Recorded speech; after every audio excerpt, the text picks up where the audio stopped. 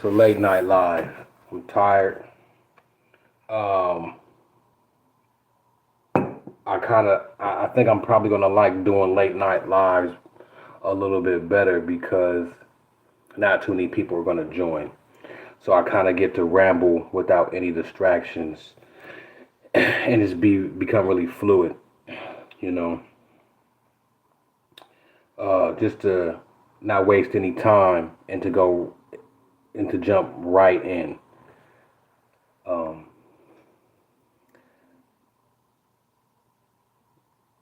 a great collapse is coming.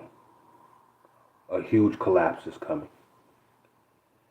And it's a collapse of the system of old. It's a collapse of the system as as as we know it.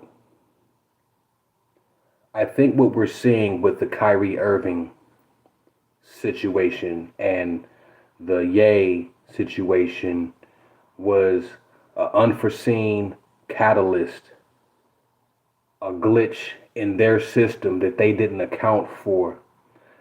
But this is the beginning of us tearing away the curtain that has been in front of the Wizard of Oz. If you're familiar with the story, The Wizard of Oz, when they finally got to the Emerald Kingdom or whatever it was called, the great wizard was really just a little small troll behind a curtain.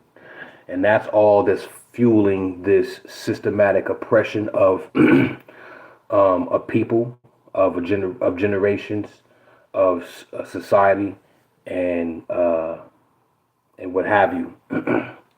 So what we're seeing is, like Tupac said, he may not be the one to change the world, but he will spark the mind that will. Well, fast forward 20 plus years, and that spark had went into millions, and one of those sparks was Kanye. One of those sparks is me. One of those sparks is you, and so on and so forth. But specifically talking about the Kanye, or now known as Ye, and Kyrie Irving, the universe is in divine order right now. Divine order. Because they didn't see this coming. But this is the beginning of something great to come. This is the beginning of the change that we always dreamt of happening. Now, I'm not saying that this is going to be revolution and we finna go back to Africa, because I doubt that. But what's about to happen is the weighing of the scales. You can call it good, evil, you can call it light, dark, you can call it whatever you want, but it's definitely opposing energies at play here. Because let's look at it for what it is. The agenda that was being played out was the pandemic, yada yada yada, injections of certain type of serums, and whatever that whole plan is, right? But they did not expect for the glitch, the chaos in their plan. They didn't expect for Ye to go off. They didn't expect for Kyrie to exist, right? So, I speak a lot about Ye, but let me go ahead and put the spotlight or the focus on Kyrie, right? Now, he posted a video called From Hebrews to Negroes. I believe that's the title. Now, I tried to watch some of it. It's a little slow for me. I haven't finished it. It took about 20 minutes before somebody to utter a word. So, but I'm gonna finish it up. But regardless of whatever the documentary is about, um, the fact that it's pointing a finger at the fact that there were Hebrew people that turned into Negroes is a spark, because a lot of people haven't even heard of such concepts. You see what I'm saying? They haven't heard of such concepts. So that's going to get at least 10 people, I'm just making something up, curious enough to look into it, but it's probably more than 10 people. But that's 10 more than none, right? But what I'm seeing on all of these outlets, aside from mainstream media, when I say mainstream media, I mean Breakfast Club. That's mainstream media. CNBC, MSNBC, Fox. These are all mainstream medias. You know what I'm saying? Even Sports Center.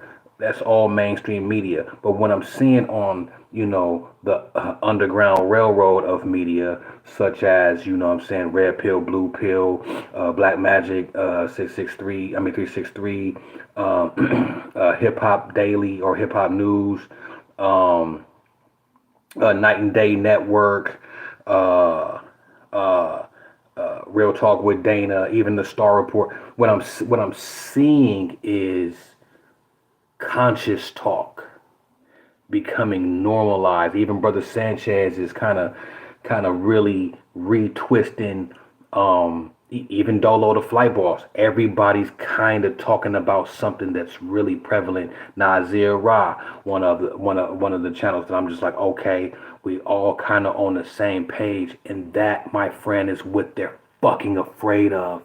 This is what they've always been afraid of. This is why they suppress melanated people. This is why there's so much police brutality. This is why there's so much of a systematic shutdown, because they never wanted this. The spell is lifting. They never wanted this. This is the reason they've been trying to fight. But guess what? It's a wrap. It may not happen today. It may not happen tomorrow.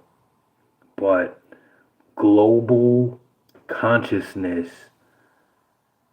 of determining the clean glass of water from the dirty glass of water is inevitable at this point, and it's going to come in our lifetime. We're going to see it, and after we're gone, it's going to be a beautiful thing. Of course, there's going to be some bumps in the road. There's going to be some things that's going to be ugly, because it ain't going to be fucking smooth sailing. It's going to be some ugly shit. But you got to have chaos before you have birth. You know what I mean? And I just feel good. At first, I'm not going to lie to you. I'm not going to lie. I was like, it's over. It's over. I was like, melanated people don't want to stand up. Don't nobody want to. I said, Kanye pushed the button and ain't nobody fighting for him. But I was wrong. I was wrong. More people are on board what Ye was talking about than I thought. And that's just what I've observed. I could only imagine what's really going around globally.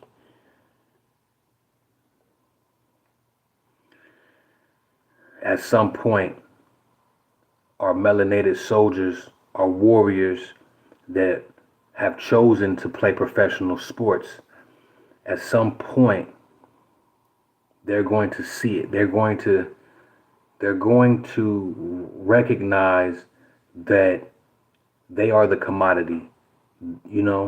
I know it's kind of hard to walk away from $100 million. I'm pretty sure it's very hard. But that $100 million is nothing compared to your self-worth. Nothing.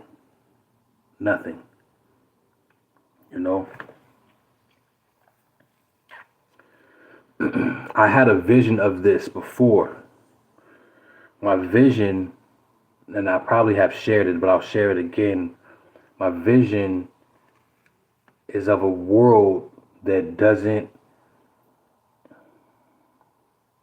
It's very, very technologically implied everywhere, but outside of the areas that are pretty much computer cities, we will live in computer type cities where there will be nothing but commerce for the most part, and people will live pretty much inside of the commerce. You will live inside of stores or on top of stores or right next to stores. There will be stores of commerce everywhere, but there will be some sort of civilizations or livelihoods or neighborhoods that are separated away from these centers. And this will be um,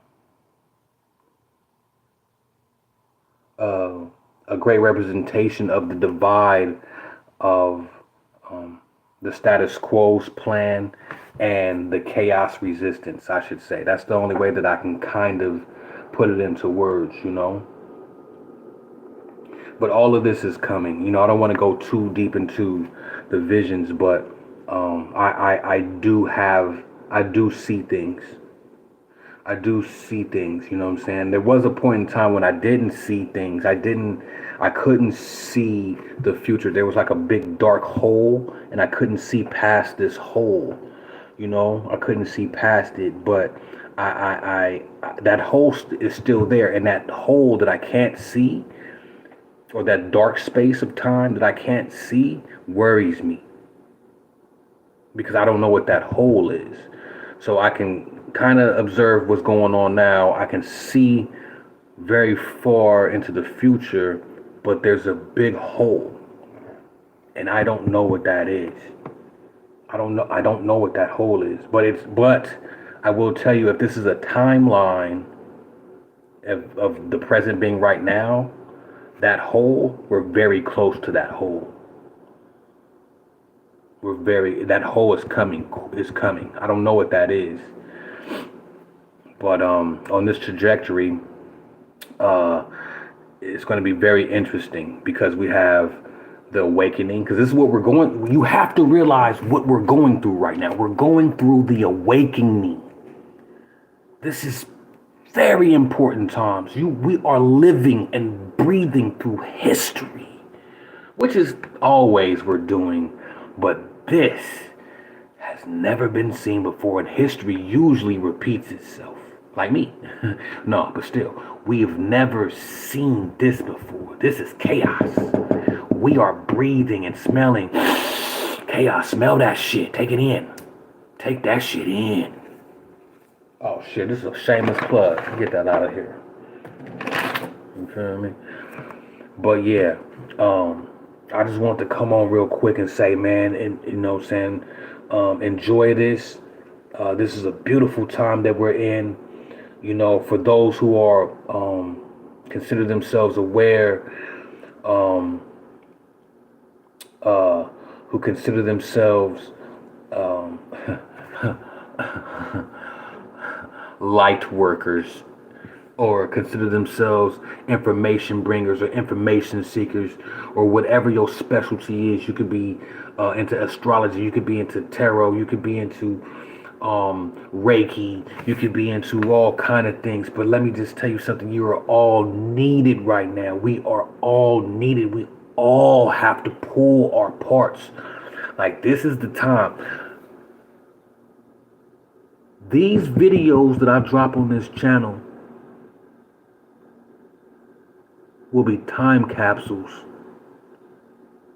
to be found way after I'm gone.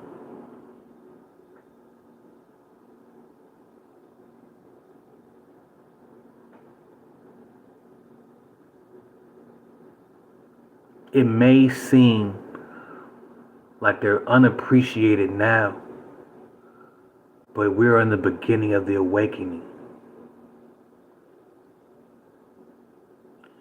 And there's probably some 3-year-old right now that has no idea that in about 5 years, 6 years,